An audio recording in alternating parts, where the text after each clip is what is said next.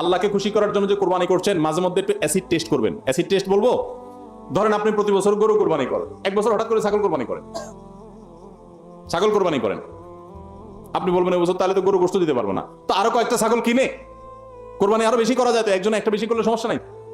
ছাগল অনেকগুলো কিনে গরিব দুঃখীদেরকে দিয়ে দেন, তারা কোরবানি করে তারা গোশত খায় ফেলাকে আপনার তরফ থেকে কোরবানি হয়ে যাবে। আপনি একটা ছাগল করেন, দেখেন এটা মানাইতে পারেন কিনা নিজেরে। যদি কোনো অসুবিধা না হয় মানাইতে, তাহলে আলহামদুলিল্লাহ আল্লাহ শুকর আদায় করতে পারেন যে আপনার নিয়তের মধ্যে বোধ হয় ভেজাল নাই।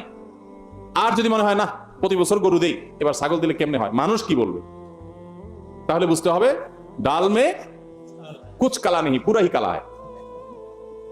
আল্লাহ তাআলা আমাদের সবাইকে ইখলাসের সাথে তাকওয়ার সাথে কোরবানির এই আমলটি সম্পাদন করার তৌফিক দান করুন। ভাইরা আমার, আমাদের কোরবানির উদ্দেশ্য যদি হয় ফ্রেশ গোশত আহরণ করা, আমাদের কোরবানির উদ্দেশ্য যদি হয় সমাজের মানুষের সামনে